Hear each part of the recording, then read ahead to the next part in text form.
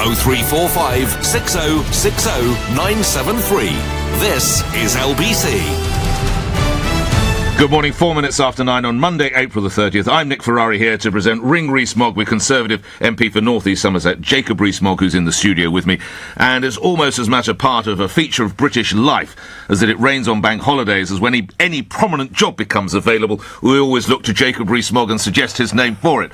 So a couple of possibilities since I last saw you, Mr Rees Mogg. Can I link you with the role of the Arsenal manager or the Home Secretary? I think both are equally unlikely. Why is that? You have no interest in either. I wouldn't be competent to be the Arsenal manager, and I'm not going to be asked to be Home Secretary. It's a very important post to fill, and the Prime Minister has a lot of good and able people she can choose from, but there are issues relating to the Brexit balance and so on that she will need to bear in mind as to who she appoints. And you never know, she may go for somebody like Nicky Morgan to try and maintain the balance within the party. That's interesting you mentioned that name. Let's get straight to the calls. I have the benefit of more time with you, but the idea is that you ring Rees Mogg. Jacob Rees Mogg, such a prominent Conservative, not least in the conversation about these troubling Brexit times and the negotiations, Michel Barnier indeed arriving in Ireland. And the first caller, I think, pertains to that conversation we just started on, Mr Rees Mogg. Marina's in Kensington. You're through to Jacob Rees Mogg. Goes ahead, Marina. Good morning to you. Good morning, Nick. Yes, I have a question for Mr. Jacob Rees Mogg. I'd like to ask, because I believe that, first of all, it's not nice to gloat on anyone's misfortune, and it's good that Amber Rudd finally saw the light and did resign. But do you think she was the human shield for Theresa May? Because I believe Theresa May should be resigning. No, Marina, I don't think that she's the human shield for Theresa May. I think it's a great shame that Amber Rudd has resigned. She is an extremely capable, able person running a very difficult department. I think she's behaved very honourably in resigning in the best traditions of ministerial responsibility. But any Home Secretary runs a vast department, and inevitably there will be parts of what's going on in the department that the Home Secretary is not fully briefed about. So I think Amber Rudd has behaved well, but that it's not Mrs May's responsibility. She stopped being Home Secretary 2 years ago. Marina? Well, the thing is, wasn't it Mrs May that brought in, she was Home Secretary for 10 years, number one. She knew very well what was going on in light of this Windrush situation. And also, wasn't she the one that brought in the policy, was it the... I think you mean, well, let me help you, Marina. Do you mean the go-home vans, as they're called? The trucks? Yes, but there was a hostile... The hostile environment. What's called the hostile environment. Yep. Yeah. Marina, don't go. Jacob Rees Mogg. The hostile environment actually predates Mrs May. I did a programme with Channel 4 News last week, and it was very interesting. I met a lady representing her brother who had got a letter questioning his status in 2009. This is a deep-seated problem. This doesn't make it excusable. It's a terrible problem. And what's happened to the Windrush people, Commonwealth people, not just from the Caribbean, also I had a constituent from Australia who was affected by this, has been a terrible, terrible problem, and it does raise questions about the hostile environment issue. The point of the hostile environment was to make it difficult for illegal immigrants, not for legal ones, and it was very badly applied. But that predates Mrs May even, and certainly predates Amber Rudd. How big a mistake were those go-home trucks or go-home vans, Mr Rees Mogg? I think those go-home trucks had very little support from anybody. They were a lapse of good taste. And you said once with me 2 weeks ago that as a result of the Windrush shambles affair, whatever you want to call it, that you didn't think the Home Office was functioning particularly well, and it had always been like that. Well, Amber Rudd, of whom you speak so warmly, she had been there for nearly 2 years, Mr Rees Mogg. Shouldn't you have tidied some of this up?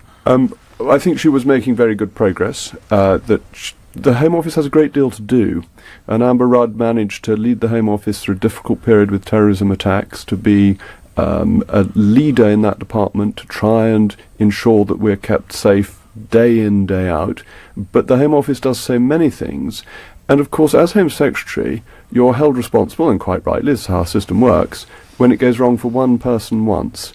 And within the range of responsibilities of the Home Office, that is a very difficult brief to have. Quick response from you, Marina, before I move on. Do you have a final observation? Okay. Well, Mr Mogg is right. Some Australian people also were affected by this issue, but it was predominantly the black-skinned Caribbean people that were affected. And Mr. Mogg, one last thing, wouldn't you best be served in going into the immigrations, because you're very good at scrutinising policies, and maybe you can find the failings of your government that are currently going on and be honest to us about it. There we are. That's taken to the streets to ensure that you do go into government, Mr. Rees Mogg. Well, Marina, you make a really interesting point. The great Teddy Roosevelt, when he was holding various public offices, including one in charge of the police in New York, would go around New York in the middle of the night and find police sitting in bars and things, and would say, "Get back to work." And one of them turned around to him and said, "Who do you think you are, Teddy Roosevelt?" Which he replied, "Yes, I am, and get back to work."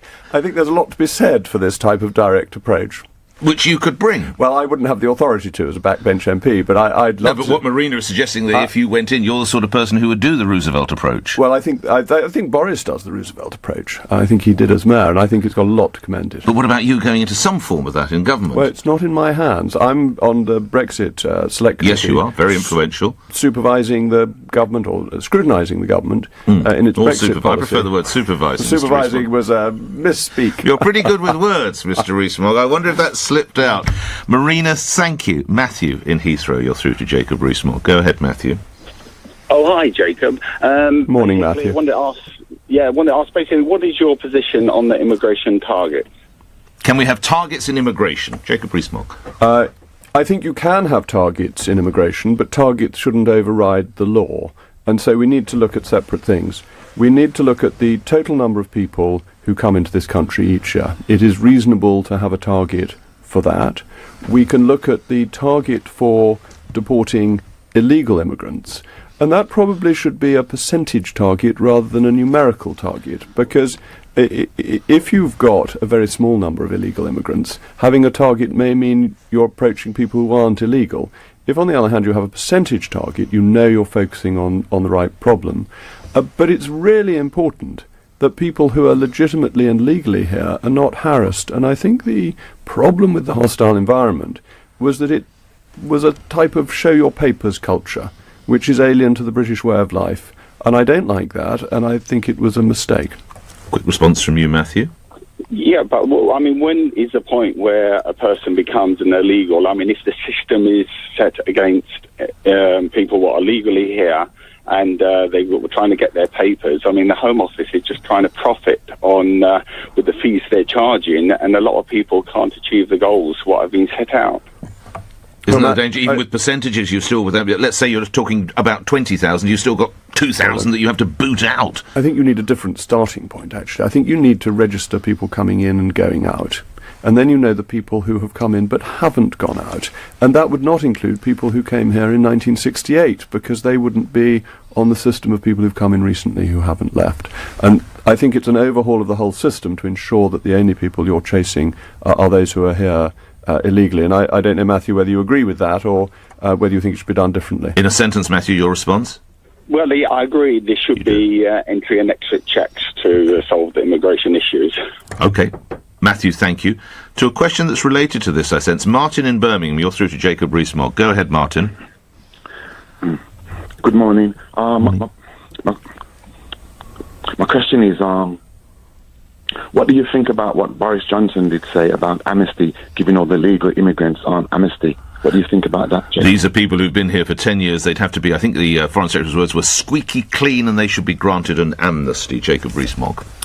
I think an amnesty is difficult because of the unintended consequences. I think if you have one amnesty, people assume that you will have another amnesty, and that therefore it encourages more illegal migration in future.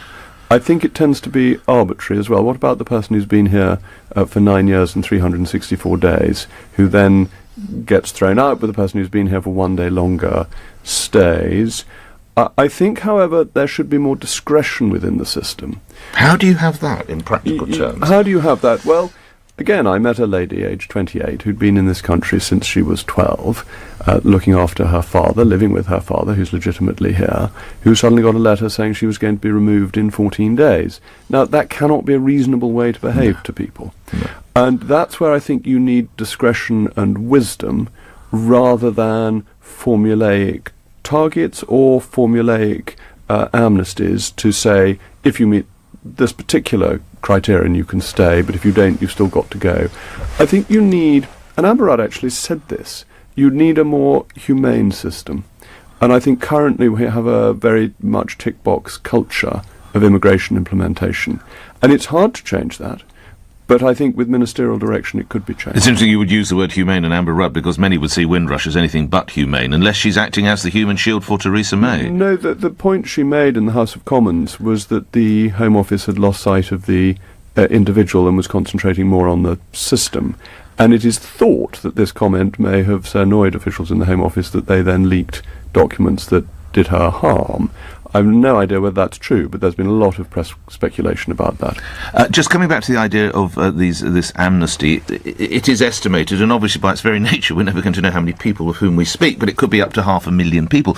Wouldn't it be better to have them in the system, paying taxes and legitimised? Boris Johnson's supporters would argue. I think the problem is you'd then have another 500,000 over the next 10 years, and then what do you do? Is it a 10-year rolling amnesty? Is it, if you get here and you can hide for 10 years, you will then get an amnesty every 10 years?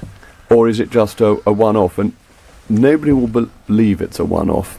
And so I think you simply encourage long-term illegal immigration. In an aspect of this, you may be aware, in fact I would hope you take the newspaper for obvious reasons, in the Times this morning there's a letter signed by Charles Clarke and Alan Johnson, both former Home Secretaries, saying the idea of ID cards is back on the agenda. Jacob Rees Mogg, do you support the idea of an ID card? No, I'm strongly against the idea of ID cards because they change the relationship between the individual and the state.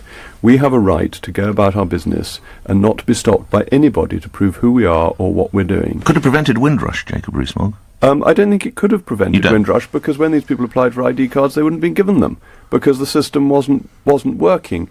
It's very often something that is held up as a solution to problems that it wouldn't solve. Well, it went out in 1952, and almost every other year there's a suggestion they should return, isn't back, and the reason they went out in 1952 was because it was for a wartime emergency, but it is not something that you have in ordinary circumstances, because we are not answerable to the state as long as we're obeying the law. Once you have ID cards, at any point a policeman is entitled to stop you to say, what are you doing, and prove who you are.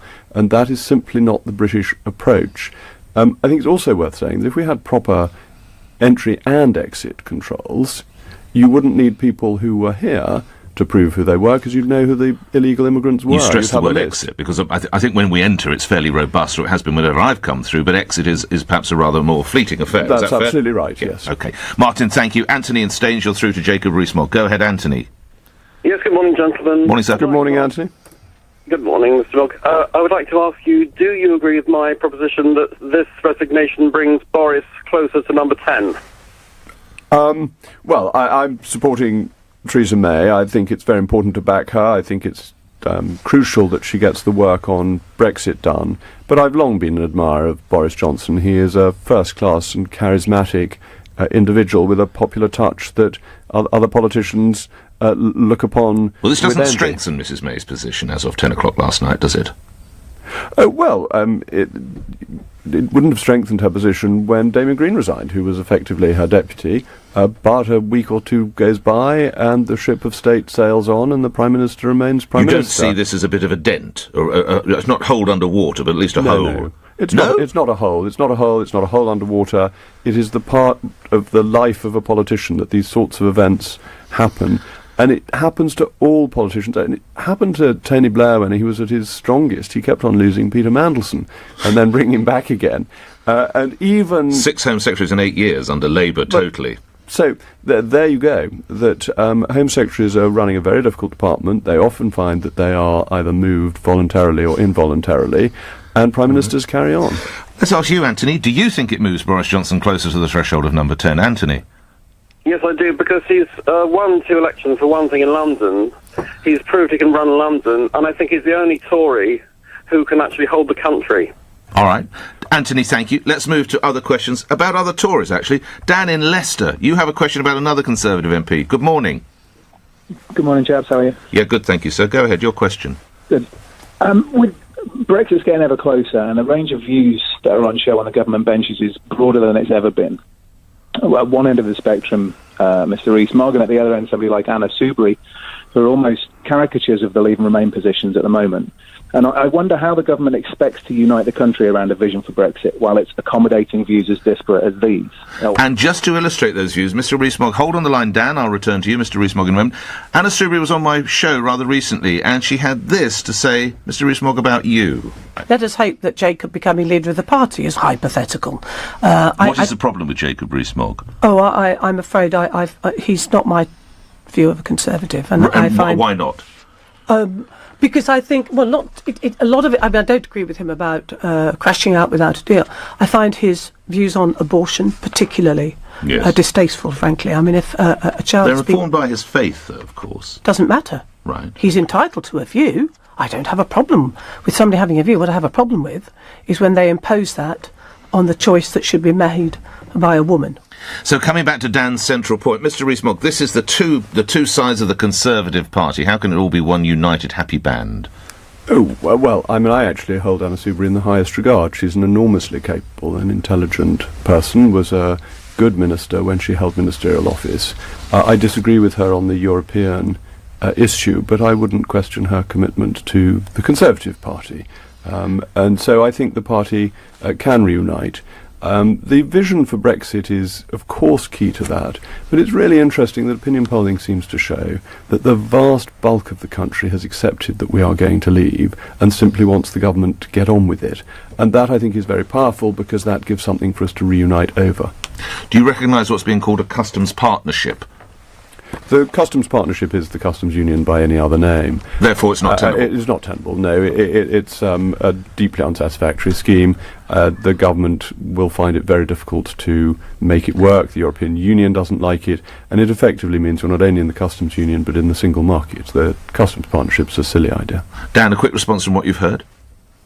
Yeah, it seems to me that both positions, Mr. Rees Mogg and Ms. Soubry's positions, seem to be more about holding a position rather than addressing any of the problems that those positions entail. It just seems like trying to cast as broad a net as possible to accommodate whatever Brexit happens to you. So, Dan, what do you want to happen? What are you calling for? Well, I voted Remain, so I'm more in Ms. Soubry's end of the spectrum. But what I would like to see is a government proactively trying to deliver a Brexit rather than simply trying to accommodate one that happens to it, which seems that's the way it reads to me at the moment. Well, I agree with you on that, and I think the difficulty is within the negotiations. We don't necessarily know all of the government's negotiating position. I hope it will become clearer come October when we know what the government has actually asked for and what it's got, and that will give greater clarity about the future progress. Thank you for that. Let's Dan, thank you. Matthew in Penrith. Matthew, you're on the radio. What's your question? Good morning. Hello, how are you doing? Hello, Matthew. My question is, do you think, Mr. Rees Mogg, good morning, by the way. Good morning, Matthew. Thank you for calling.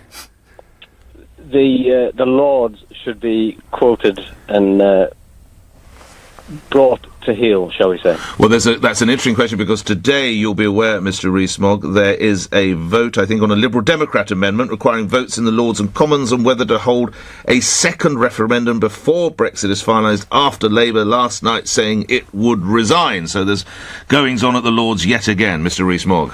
Yes, I think the Lords is putting itself in a very difficult constitutional position. It's decided to take up the banner of peers against the people, that it is doing its best with a series of amendments, and the one today is particularly important, to stop the referendum result coming into law.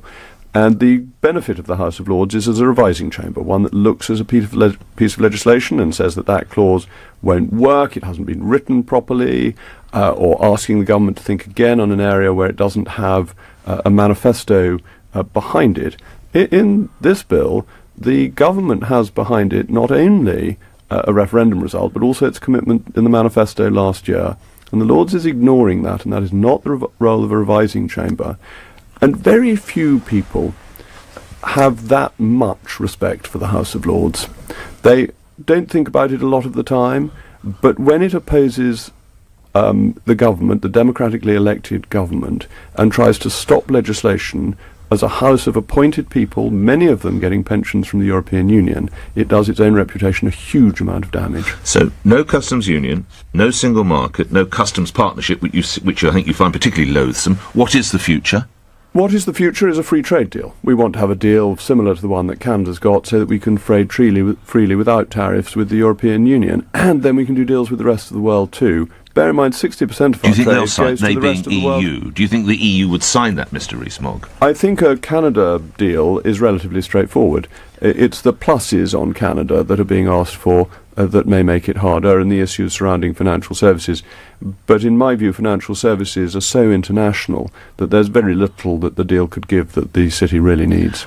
If you would allow that Mrs May has been pretty robust on leaving the customs union, do you think that is her true position? You don't see any change in that? Oh, no, I don't. She put it in the manifesto. Leaving the customs union, the single market, were in the manifesto. And this is where the Lords is looking so foolish, because under the Salisbury-Addison Convention, the House of Lords does not oppose manifesto commitments, and it is saying, oh, well, the government didn't win the election, therefore manifesto commitments don't count. This is entirely specious. The government is the government, its manifesto commitments are its manifesto commitments. But what about the Remainers in the Cabinet? Might some Remainers decide to go at some point?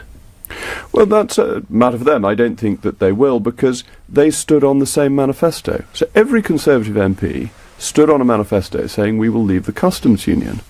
Now, some MPs may have put out their own letters to voters saying that they didn't intend to do that, and that's a perfectly reasonable position to hold, and I expect Ken Clarke's voters knew that he was not going to do that.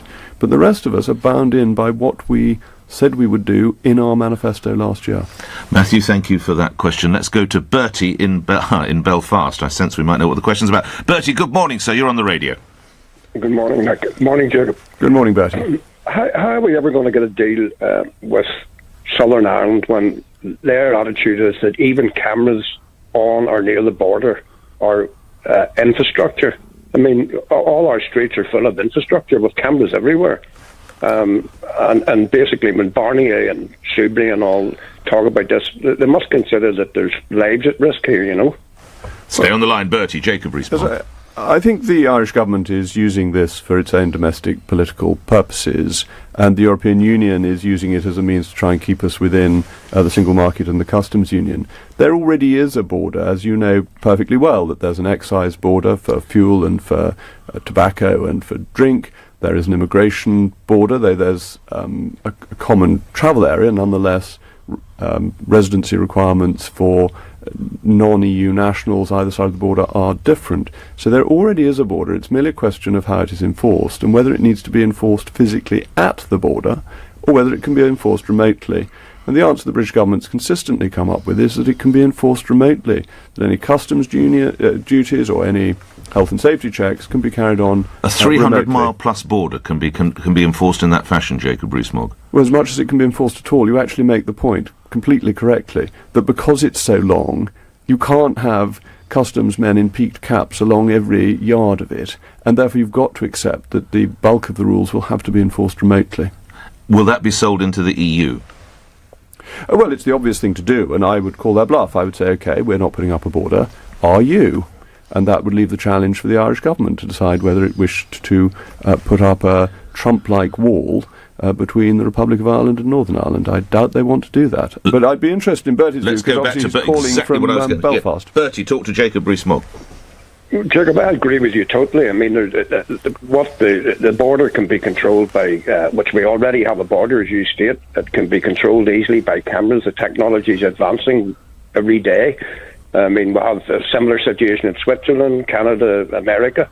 But what the Southern Irish government are really playing with fire, because if the UK leaves the EU, we are a staunch ally of Southern Ireland, and they have been talking to agents ago about alignment, which would mean that everybody's corporation tax is going to have to go up.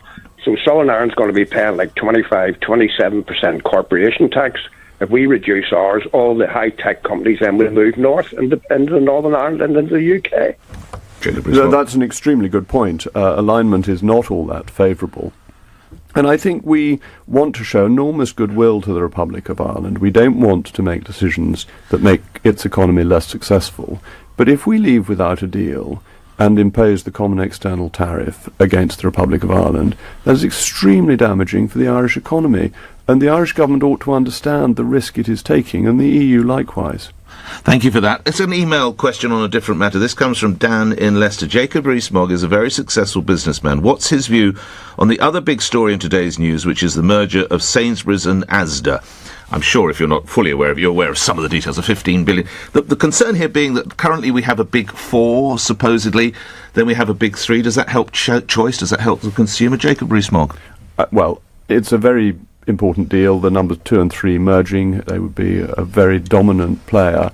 I'm sure it will be referred to the Competition and Markets Authority, which happens to have a recently appointed new chairman in Andrew Tyree, who was chairman of the Treasury Select Committee when I was on it, who's an absolutely brilliant man, and I think bringing his really first-class brain to investigating this can ensure that the deal is looked at thoroughly and that competition is maintained, because the great thing about supermarkets is how competitive they are and how Lidl and Aldi have come in and have made the other supermarkets, the more established supermarkets, reduce their prices and up their game. And it's fascinating to watch how competitive this market is and how you see one become stronger and then face competition and another one rises up. And we want to ensure that there is real competition in that market. Anthony in Kent, if Mrs May goes ahead with a customs partnership, what would Mr Rees Mogg's position be? Well, we'll have to wait and see. That I would not be supportive of a customs partnership, and it would depend whether this came to votes in the House of Commons. I don't think a customs partnership is going to happen, because the EU has said that it is opposed to it. But if she stuck with it, could this be something that would get you mobilising the forces? I'm not mobilising anything, no. This is not some sort of military action. We're supporting the Prime Minister in doing these very difficult negotiations. The custom plan has so many logical inconsistencies that it won't survive much further. Is she aware of this? I'm sure she is. Why is she sticking with it then? Well, because they're looking at a number of different options, and this is one of them. And sometimes you get into the sunk cost fallacy that you've done some work on something and you think if you do a little bit more work on it, you'll find that there is an answer within it, whereas actually it's very often better to start again and look at something new. Last question for this edition is Sylvia in Selby, I think in Yorkshire. Sylvia, you're on the radio, go ahead. Hello, Nick, and hello, Jacob. Hello, Sylvia. What I'd like to say to you, Jacob, is you've got marvellous qualities to be a leader of the Conservative Party, and how you are conducting yourself with Brexit, what the 17 million people that have voted to come out, you are a marvellous spokesman for Brexit. But what I've come on for is, when will the unveiling of the statue of Margaret Thatcher be unveiled in Parliament Square? This is, of course, because we saw one to Millicent Fawcett, I think it was, the suffragist, last week, and now 11 plays 1 as regards men v women. Should it go 11 v 2? I'm Jacob Rees Mogg. I'm first of all going to thank Sylvia for her very kind words, and particularly as today Yorkshire and Somerset are playing cricket at Taunton. Are so they? It's very nice to have such friendly words coming from Yorkshire when we're in the midst of a crucial match. But in terms of the statue of Margaret Thatcher, I'm sure one will be put up to her in Parliament Square within my lifetime. It's just a question of which statue and when. The first statue didn't get planning permission, but I'm sure there will be one. She's such a towering figure, the first woman Prime Minister, the most brilliant leader this country has had in recent times. I have to say, most of our listeners know her better than they know Millicent Fawcett. Would she have been a better candidate for the first statue? Do you know, I think Millicent Fawcett is a really important person, and that the suffragist movement did a great deal of important work in leading to votes for women. And no, I'm very pleased that Millicent Fawcett has been properly recognised. She's one of the unsung heroines of getting votes for women, partly because she did it by less aggressive means. And I think it's sometimes quite a good idea to remember the calmer elements within a campaign. Before I let you go, did you see the story earlier this month? I'm sure you did, Mr. Rees Mogg, that the use of emojis is ruining people's grasp of English. You know, these little slogans that goes on the end of text messages. I know you're a massive fan of the English language. Do you share those concerns? Well, Mr. Ferrari, I am a fan of the English language, and I have never thought that serious-minded people use emojis. So I've got a couple to see whether you'd identify them. This is the men that I don't know. So I'd like... Do you have any sense... This emoji is a top hat. Yes, I Now, recognise if I put that on the end of a message to you, Mr. Rees Mogg, what do you suppose I'm saying? You're saying that you're planning to go to Ascot. Not bad. You want a night on the town. Oh, okay. You want a night on the town. Secondly, let's do this one. Here we are, there's a face with tears dropping out of either eye. I have a feeling, because there seems to be quite a broad smile, that is somebody who is crying with happiness rather than in mourning. He's not bad, is he? That means LOL. Does it? Which we know from David Cameron means laugh out loud, not lots of love. Yes, because... And I do see that could cause confusion under certain circumstances. This one, which is a monkey covering his eyes. Oh, this must be the three wise monkeys: see no evil, hear no evil, say no evil. It's near enough. It means embarrassed. Okay. Can I say you're too good at that? We thought we'd stump you. You did rather... I'm wondering, is it supposed to... Yeah, two dancing ladies? Number 11 in bingo. Going out on the town. Jacob Rees Mogg, you did very well. I give you 75% out of that. I give you a very, an A- in your grades. Jacob Rees Mogg there, appearing on Ring Rees Mogg. We welcome Mr. Rees Mogg back in a couple of weeks. You'll listen to LBC. Jacob, thank you for your time. Thank you. Where News with Simon Conway is next. Jacob Rees Mogg has told LBC the issue of migrant removal targets is not Theresa May's responsibility, as she's no longer the Home Secretary. Her successor, Amber Rudd, has resigned, admitting she inadvertently misled MP